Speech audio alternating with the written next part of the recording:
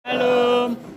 Tuhan, hari ini kita akan belajar kebenaran firman Tuhan. Tolong ditayangkan ayatnya. Ya. Yeskiel 11. Yeskiel 11.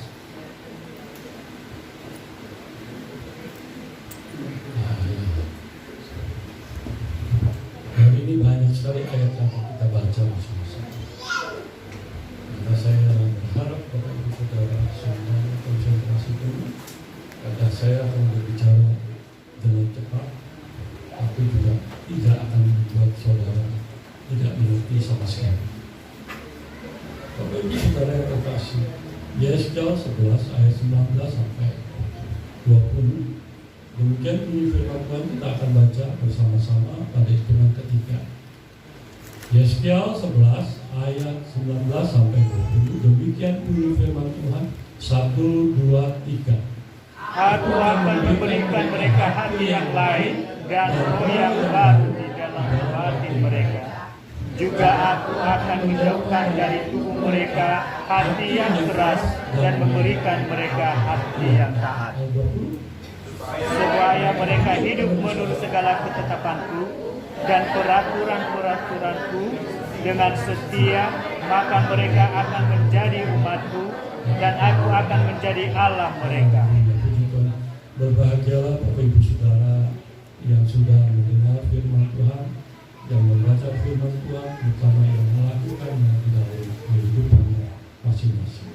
Tema firman Tuhan hari ini judulnya adalah utamakan ketaatan. Utamakan ketaatan.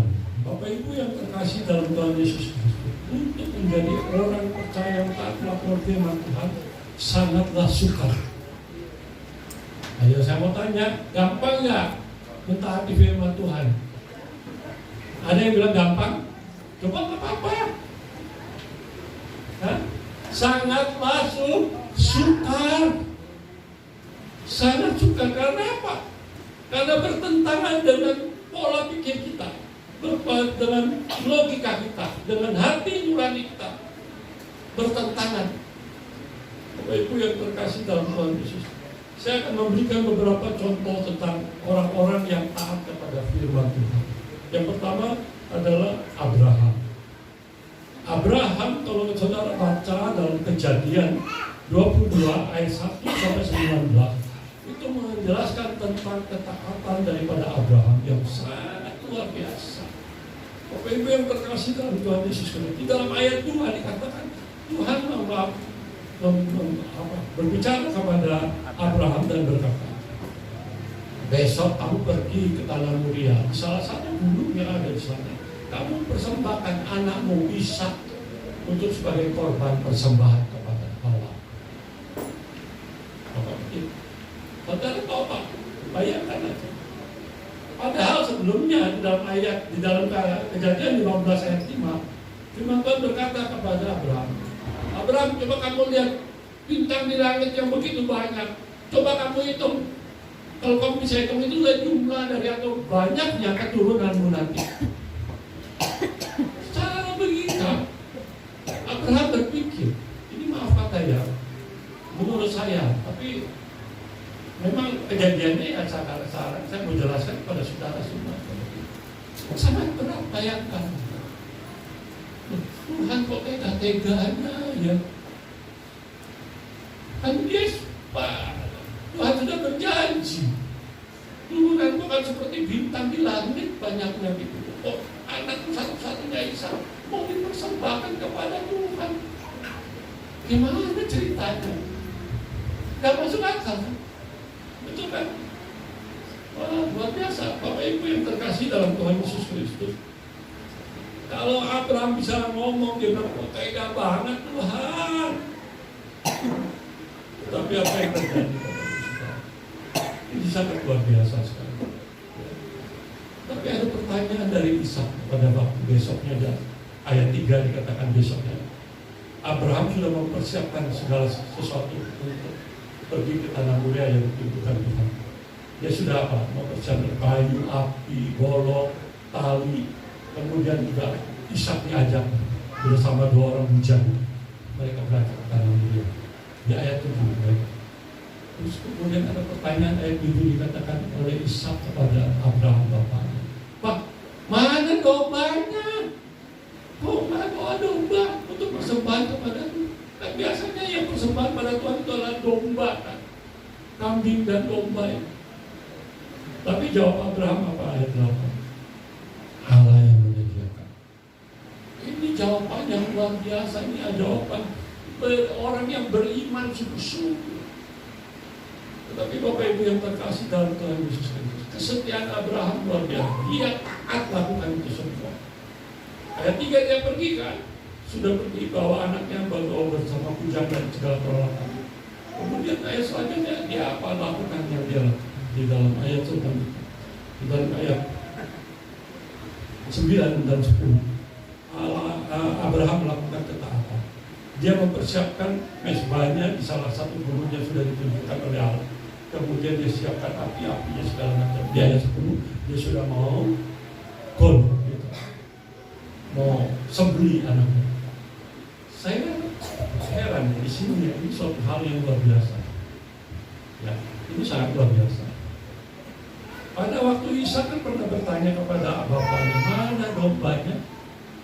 Terus kemudian bapaknya bilang, "Allah yang menyediakan." Pada saat di atas sudah sampai di salah satu gunung, kemudian sudah di mezbah, kemudian Ishaknya diikat, kemudian saya heran, Ishak kok nggak berontak ya? Lalu tadi bapak bilang Allah yang menyediakan, kok sekarang saya yang bersedih? Maksudnya apa sih? Saya mengingatkan pada bapak ibu saudara yang ada di tempat ini. Kalau bapaknya ibunya baik, anaknya juga baik. Amin. Kalau bapak ibunya taat firman Tuhan, anaknya juga taat. Amin. Jadi kembali lagi kepada kita masing-masing. Saudara menjadi orang yang taat pada firman Tuhan atau tidak? Kalau menjadi orang firman Tuhan, anakmu juga semuanya taat. Anak-anak yang baik-baik. Tapi kalau tidak, kembali lagi. Siapa bapaknya itu, siapa ibunya ya itu. Banyak kan orang dunia kan berkata demikian. Tapi Bapak Ibu Saudara, pada saat sudah mau disembunyi, apa yang dikatakan Tuhan? Jangan kau apa-apakan anak. Kau lihat di samping sana, sudah ada domba yang disiapkan. Lalu dilepas anaknya diambil. Terjadilah mujizat. Terjadilah mujizat. Bapak Ibu yang terkasih dalam Tuhan Yesus Kristus itu, di balik ketaatan kita ada mujizat. Di balik ketaatan Abraham terjadilah mujizat. Baik. Terus kemudian yang kedua, seorang janda di Sarfat. Tolong ditayangkan deh. Di dalam 1 Raja-Raja 17 ayat 7 sampai 16. Ya. Bapak Ibu yang terkasih dalam Tuhan Yesus Kristus, janda di Sarfat, janda tersebut taat kepada Allah. Walaupun ia dan anaknya harus mati. Di dalam ayat 12 dikatakan bahwa pada waktu itu ada yang datang kepada dia. Karena Tuhan pada waktu itu lagi musim kemarin itu pasti cetek ya. Tuhan berkata kepada dia, "Pergilah ke Sungai Kerit, nanti kamu makan minum air di Sungai Kerit. Terus kemudian nanti aku akan kirimkan gagak untuk memberi kamu makan roti atau makanan yang lain." Terus kemudian sesuai Tuhan suruh lagi kepada Elia, "Pergilah ke seorang janda di Sarfat, dia akan memberikanmu makanan." Waktu Elia sampai di sana, apa yang terjadi? Dia minta makanan roti. Terus kemudian dijawab oleh janda Sarfat, "Aku nggak punya roti. Ini juga ada semua tepung sedikit. Kemudian ada minyak di bulu. Nanti aku olah makanan masak bahan-bahan ini, kemudian aku jadi roti. Kami makan terus kami meninggal. Karena tidak hanya makanan, tetapi dia taat kepada Nabi Elia, karena dia tahu Nabi Elia adalah utusan Allah. Terus kemudian dia buat aplikasi. Mereka bisa makan bersama. Terus apa yang terjadi? Terjadilah mujizat. Ya.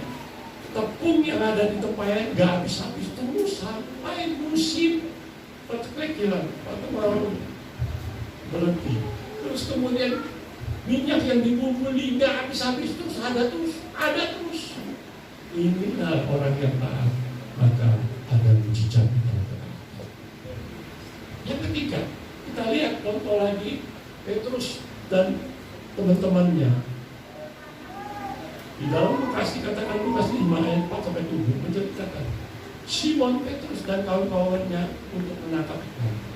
Di dalam ayat 5 dikatakan firman, dia sudah berhari semalam-malaman nggak nangkap ikan, nggak dapat sama sekali.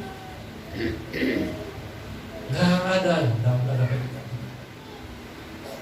Tuhan berkata, tapi Tuhan bilang, kabarkan jalan ke tempat yang lebih jauh. Terus apa dia lakukan? Dia katakan, dia betul dengar firman Tuhan, dia lakukan itu. Mujizatnya luar biasa. Dia menangkap ikan belakang.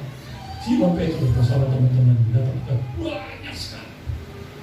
Bahkan sampai dia punya jalan mau koyak, udah gak muat ke dalam perahu mereka. Dan dia panggil teman-teman yang lain supaya dimasukkan ke dalam perahu juga yang lain. Luar biasa. Ketaatan Simon Petrus akan firman Tuhan itu mendatangkan mujizat. Bapak Ibu yang terkasih dalam Tuhan Yesus Kristus, seorang yang buta sejak lahir.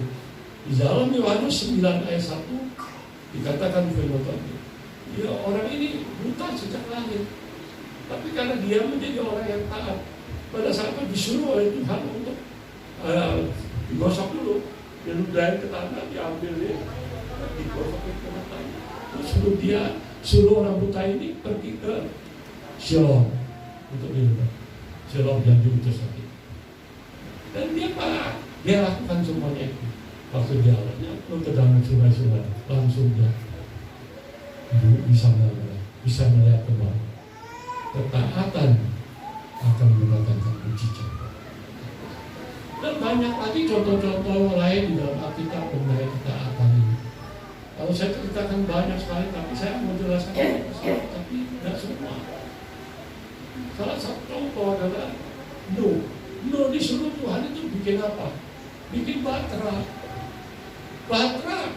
perahu yang panjangnya 300 hasta, lebarnya 50 hasta dan tingginya 30 hasta. Satu hasta itu 45 cm, berarti panjangnya 150, lebarnya berarti 25 meter dan tingginya 15 meter. Besar sekali. Bikin perahu. Taat gak akan firman Tuhan?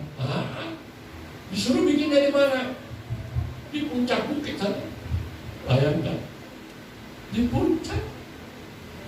Logika manusia, ya saya sudah kembali kepada kondisi keadaan manusia ya, secara keadaan kita.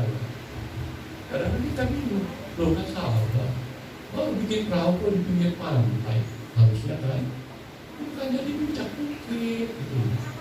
Tapi kok Tuhan suruhnya bikin di puncak bukit? Kenapa? Nggak masuk akal. Perintah Tuhan itu nggak masuk akal. Tapi taat dia lakukan, walaupun dia diejek oleh orang-orang pada zaman Nuh itu dikatakan kamu sudah sinting kan? Masa bikin perahu puncak bukit? Luar biasa. Dia lakukan. Bikinnya berapa lama bikin perahu itu? Saya tanya pada saudara. Ada yang tahu? Ada yang tahu? Berapa lama? Halo, masa ada yang tahu? Bikinnya selama 120 tahun, bayangkan. Lama banget. Kenapa begitu lama? Kenapa begitu lama? Kenapa begitu lama? Karena yang bikinnya cuma 8 orang. Nuh dengan istrinya, ketiga anaknya Sem, Hem, Yafet, dan ketiga menantunya, 8 orang. Kalau yang bikinnya sekian banyak, saya yakin lebih cepat lagi jadinya. Terus kemudian pertanyaan saya lagi, kenapa lama? Kenapa lama? Inilah buktinya Tuhan itu sayang kepada umat manusia. Tuhan memberi kesempatan kepada umat manusia untuk bertobat lagi. Tapi buktinya kalau bertobat tetap. Yang ketiga saya mau tanya lagi. Pertanyaan Kalau bisa jawab. Kenapa Tuhan suruh bikin di puncak bukit, nggak di pinggir pantai? Logikanya kan tadi saya udah bilang kan, di pinggir pantai kan kalau langsung jadi kan langsung ditaruh pantai kan, begitu tuh. Kenapa bikinnya di puncak bukit? Saya mau tanya, kenapa? Ada yang tahu? Ada yang bisa jawab? Nah, kenapa? Inilah rahasia firman Tuhan yang luar biasa.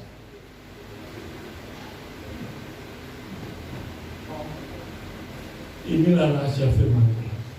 Kalau saudara baca di dalam Yeremia 29 ayat 11, sebab aku mengetahui rancangan-rancangan apa yang ada pada mereka, yaitu rancangan damai sejahtera, bukan rancangan kecelakaan, untuk memberi kepadamu hari depan yang penuh harapan. Kalau namanya perahu, kalau udah jadi dibikin di pinggir, lalu terjadilah air bah, dikatakan hujan turun 40 hari 40 malam, dan permukaan bumi dipenuhi dengan air 150 hari lamanya.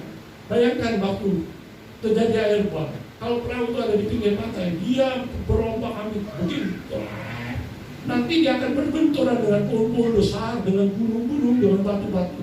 Perahu itu pasti akan pecah. Makanya dibikin di puncak bukit. Pada waktu air penuh dengan 150 hari, penuh dengan air 150 hari. Perahu di atas paling terakhir, terus kemudian ada air. Dia nggak kena sentuhan apapun, nggak ada pohon-pohon gede lagi, ada gunung-gunung besar. Inilah rahasia firman Tuhan. Mungkin saudara baru dengar kali ini, tapi saya ingatkan kepada saudara, firman Tuhan itu sungguh ya dan amin. Kalau dia sudah berfirman, pasti dia akan dengar. Luar biasa. Oleh karena itu Bapak Ibu, Nuh itu adalah salah satu contoh orang yang taat, mendatangkan mujizat. Akhirnya apa? Mereka selamat. Ya. Saya mau sedikit mengupas, tapi tolong jangan salah paham. Waktu Nuh memanggil binatang-binatang sepasang-sepasang masuk ke dalam bahtera yang ke dalam perahu, yang menuntut mereka masuk, binatang itu maksud saya siapa? Pasti Tuhan. Tuhan kasih tahu mereka binatang-binatang itu masuk. Tapi herannya mereka bisa taat ikut masuk ke dalam. Kadang-kadang kita manusia, maaf anak-anak Tuhan yang ada di tempat ini, maaf kalau saya salah, saya udah bilang jangan ngambek sama saya. Kadang-kadang ibadahnya juga malas, mesti diajak-ajak, mesti dibilang-bilangin. Udah waktunya ibadah hari Minggu, PGP, Ketua, Curug, jam 8 ibadah, datanglah ibadah kita. Itu namanya jemaat yang memang baik. Jangan suka malas gitu, ya. Beribadah kepada kita. Amin. Amin. Terus kemudian itu binatang itu di dalam, kan ada harimau yang galak banget itu, ada macan segala macam, singa segala macam. Ketemulah binatang-binatang kambing atau apa segala macam. Kok nggak berantem ya? Nggak dimakan gitu. Baik kayaknya gitu loh. Memang lu sudah mempersiapkan makanan buat mereka semua, buat binatang ini, apa namanya, daun-daun apa segala macam sudah dipersiapkan gitu. Kayak kenapa nggak berantem? Karena taat. Kadang-kadang kan kita di gereja, jemaatnya maaf kata, saya berharap tidak ada orang seperti itu, ribut sama teman-temannya, gitu. Antar satu dengan yang lain gesek-gesekan, bawa kecil sama dia, bawa sebel banget sama dia. Padahal kata ibadah, tapi begitu. Saya berharap tidak ada yang begitu. Amin. Yang kita itu harus menjadi orang yang taat, orang yang baik, sungguh-sungguh jangan. Terus kemudian kita lihat contoh lagi, Sadrak, Mesak, Abednego. Kalau saudara baca di dalam Daniel 3 itu menceritakan Sadrak, Mesak, Abednego. Mereka adalah orang hebat, pintar-pintar.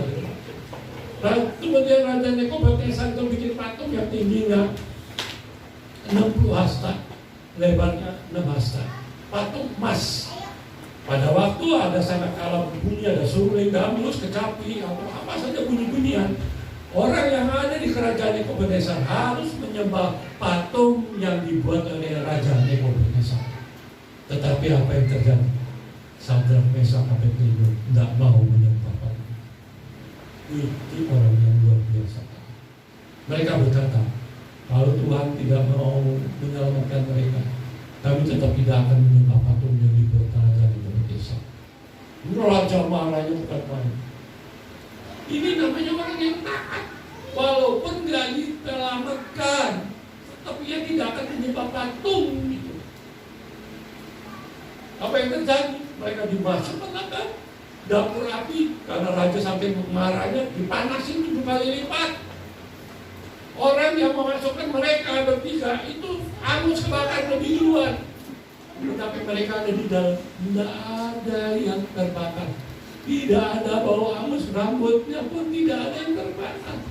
Dan di dalam itu ada 4 orang lagi jalan-jalan begitu.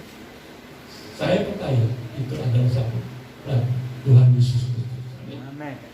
Tidak terbakar. Akhirnya satu Nebukadnezar melepaskan mereka.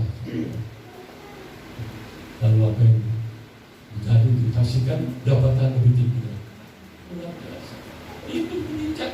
Kalau dia taat, orang taat itu dapat sesuatu award yang luar biasa dari Tuhan. Kemudian satu lagi contoh lagi, Daniel. Daniel itu adalah orang yang sungguh-sungguh taat kepada firman Tuhan. Dia nggak pernah tinggalkan ibadah-ibadahnya, walaupun dia sibuk di dalam kerajaan Darius. Dia tetap melakukan tugasnya, yaitu menyembah Allah. Setiap hari pagi, siang, sore dia pulang ke rumahnya, dia naik ke soto yang atas, kemudian ada tingkat terbuka menuju Yerusalem. Dia menyembah Allah. Terus apa yang terjadi membuat seluruh pejabat-pejabat, menteri-menteri yang ada di tempat itu, di kerajaan Darius, merasa iri karena dia disayang sama Raja Darius.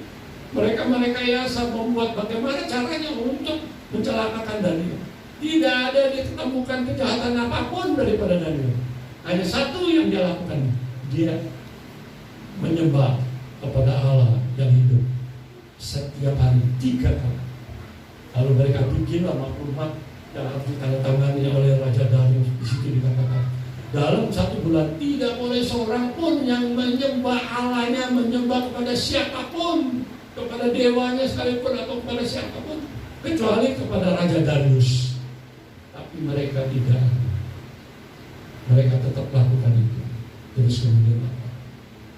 Mereka ditangkaplah oleh prajurit, oleh orang menteri-menteri yang ada karena melanggar perintah Raja Darius. Dibawalah ke Raja Darius. Kan maklumat sudah ditandatangan Raja, tapi ini orang masih tetap melakukan hal yang melanggar perintah Raja. Apa yang terjadi? Dimasukkanlah Daniel ke gua singa. Coba bayangkan,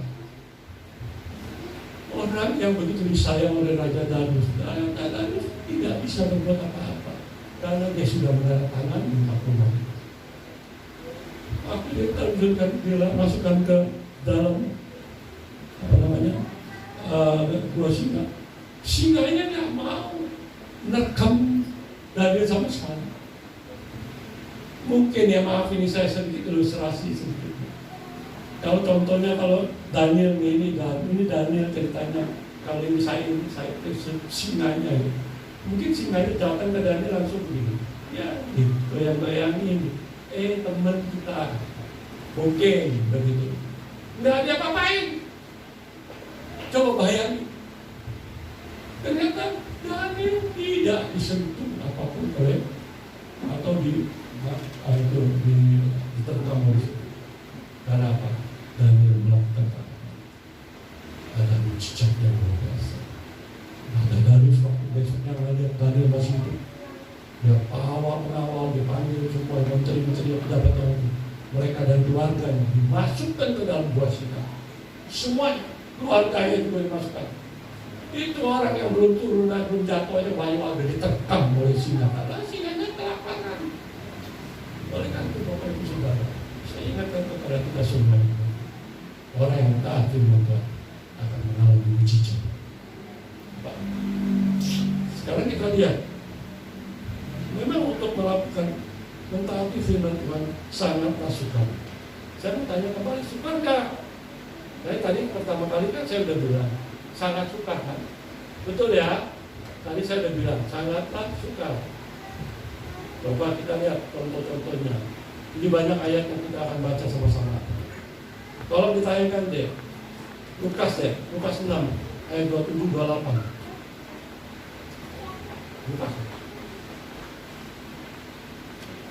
Lukas ya.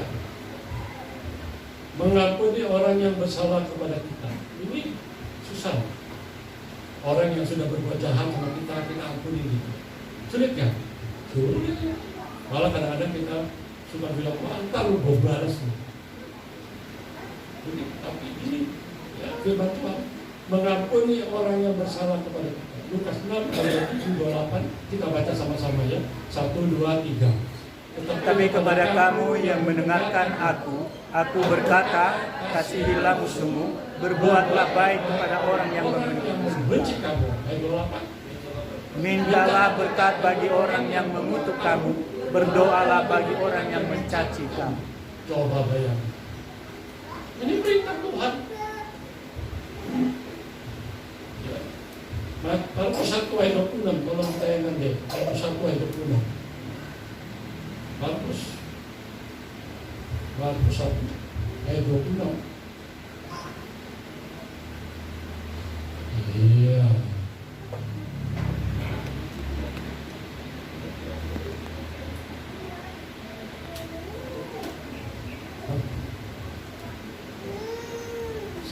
Saya salah ayat ini. Ada firman Tuhan berkata begini. Itu Markus 1. Ya, Markus 1 ayat 26. Maksud saya Markus 11. Oh, Markus 11. Markus 11. Ini kadang-kadang saya mesti pakai kacamata, kadang-kadang enggak. Maaf ya. Markus 11.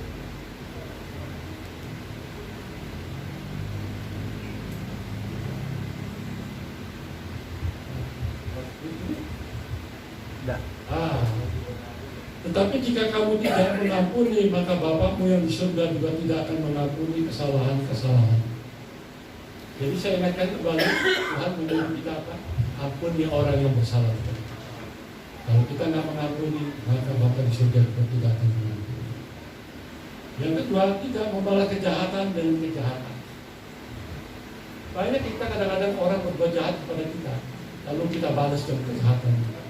Firman Tuhan bilang, jangan. 1 Tesalonika 5 ayat 15 tolong lihat. 1 Tesalonika 5 ayat 15. Ya. Perhatikanlah supaya jangan ada orang yang membalas jahat dengan jahat, tetapi usahakanlah senantiasa yang baik terhadap kamu masing-masing dan terhadap semua orang, tetapi dengan kebaikan. Roma 12 ayat 21. Firman Tuhan berkata, janganlah kamu kalah terhadap kejahatan, tetapi kalahkanlah kejahatan dengan kebaikan. Jadi sekali lagi, firman Tuhan mengingatkan kita, jangan membalas kejahatan dengan kejahatan. Jika pipi kiri mau ditampar, berilah pada pipi kiri pula pipi kananmu. Firman Tuhan berkata dalam Matius 5 ayat 39 bagian akhir, melainkan siapapun yang menampar pipi kananmu, berikan juga kepadanya pipi kirimu. Wah, luar biasa. Ya.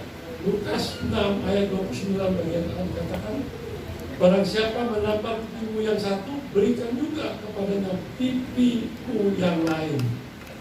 Jadi kemudian keempat adalah memberi makan dan minum kepada musuhmu yang lapar dan haus. Nah, itu kan gampang. Beri makan kepada musuhmu yang lapar dan haus. Dalam Roma 12 ayat 20 dikatakan, tetapi jika seterumu lapar, berilah dia makan. Jika ia haus, berilah dia minum. Dengan demikian, dengan berbuat demikian, kamu menumpahkan bara api di atas kepala. Terus kemudian di dalam Amsal 25 ayat 21-22 dikatakan, jika seterumu lapar, berilah dia makan roti, dan jika ia dahaga, berilah dia minum air. karena engkau akan menimbun bara api di atas kepalanya, dan Tuhan akan membalas itu kepadamu. Haleluya. Terus kemudian dikatakan di dalam yang bagian kelima, berilah dan kamu akan diberi. Di dalam Lukas 6 ayat 38 bagian A dikatakan, berilah kamu akan diberi. Contohnya tentang apa? Tentang perpuluhan. Lihat Bapak Ibu Saudara yang terkasih, tentang perpuluhan. Saya mau menjelaskan kepada saudara tentang perpuluhan ini. Tapi tolong saudara mengerti, jangan komplain sama saya. Karena di sini jelas dikatakan di dalam Walaupun 3:10, bawalah seluruh persembahan perpuluhan ke dalam rumah perbendaharaan, supaya ada persediaan makanan di rumahku, dan ujilah aku firman Tuhan semesta alam, apakah aku tidak membukakan bagimu tingkap-tingkap langit dan mencurahkan berkat kepadamu sampai berkelimpahan. Haleluya. Perpuluhan. Kalau bicara tentang perpuluhan itu, saya berharap Bapak Ibu kamu bisa mengerti.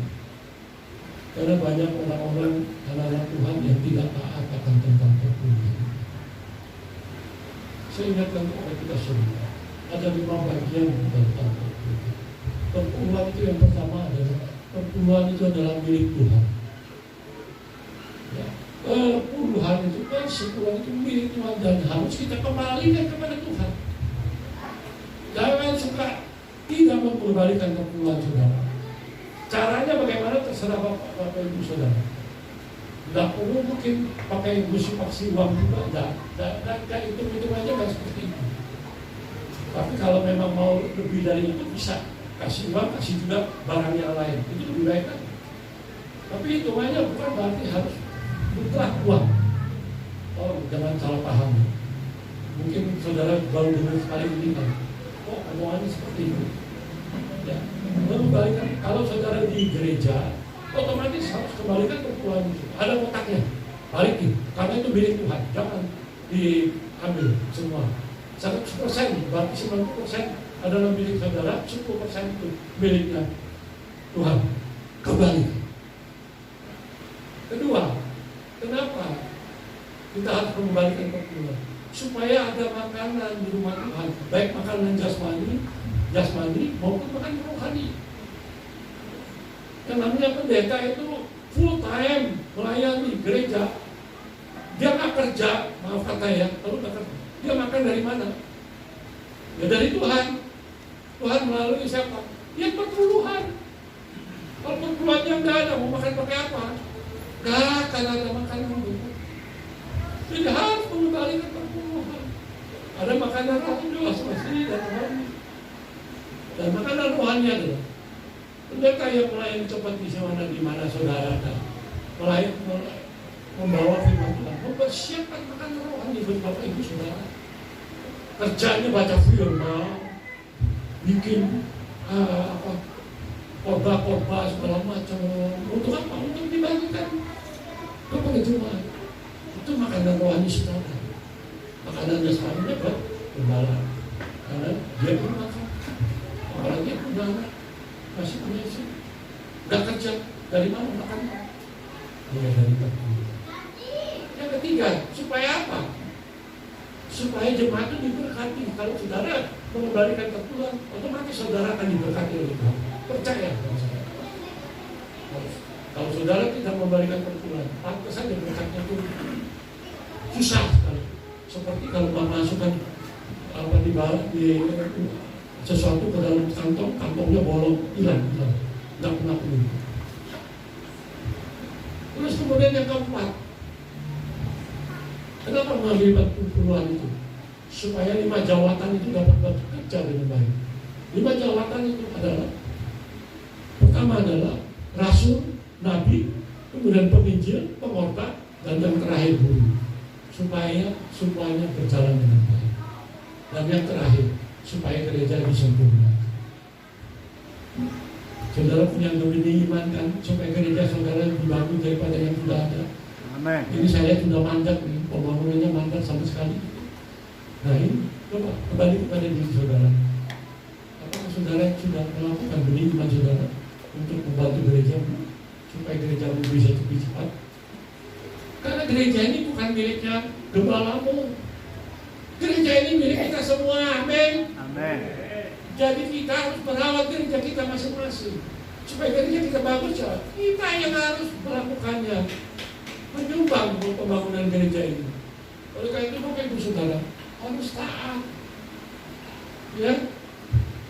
Halo. Saya mau tanya pada Bapak Ibu Saudara. Pertanyaan saya, tolong Bapak Ibu Saudara jawab. Ya nggak mau jawab juga nggak apa-apa. Tapi saya tahu. Apalagi kurang lebih tahu lagi. Saudara tidak mau jawab. Apakah Bapak Ibu Saudara mau mengalami mujizat? Mana jawab? Bapak Ibu Saudara mau mengalami mujizat? Ya tuh aduh, masa mengalami mujizat kok nggak mau? Mau lah, siapa yang nggak mau? Rahasianya apa? Lakukan firman. Lakukan firman. Karena pertanyaannya kedua, dapatkah kita melakukan semuanya itu? Tadi kan sudah dibaca ayat-ayat tadi itu, begitu banyak kan? Angkat kiri kasih kanan, haus kasih makan, minum, lapar kasih stamina, lapar kasih makan. Oh, bisa nggak? Bisa nggak? Dapat nggak kita melakukan itu semua? Halo? Jawabannya apa? Oh, cuma satu orang. Dapat nggak? Ini pada ketakutan. Kalau bilang dapat, nanti nggak jalan, salah. Kalau saya mau kasih tahu saudara, maaf ya, sebagai hamba Tuhan, saya kalau menyampaikan kata-kata seperti itu, saudara kan sudah berdoa. Sebagai penyambung lidah kepada jemaat supaya lebih mengerti.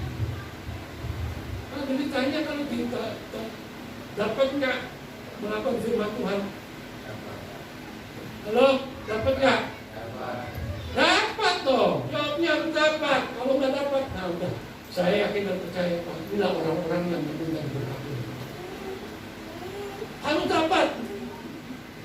Bapak Ibu yang terkasih, jangan sampai jawabannya meragukan. Kenapa kita bisa dapat melakukan itu semua? Kenapa? Karena Allah Roh Kudus, Allah yang kita sembah dalam nama Tuhan Yesus Kristus, yang akan memampukan kita untuk dapat melakukan firman. Ya. Oleh karena itu saya mengingatkan kepada kita semua. Ya. Kunci kesuksesan kita di dalam hidup ini, kita adalah taat kepada firman. Saudara mau taat firman Tuhan? Amin. Saudara mau melakukan firman Tuhan? Amin. Amin. Orang yang melakukan firman Tuhan yang percaya akan diberkati Tuhan. Amin. Amin.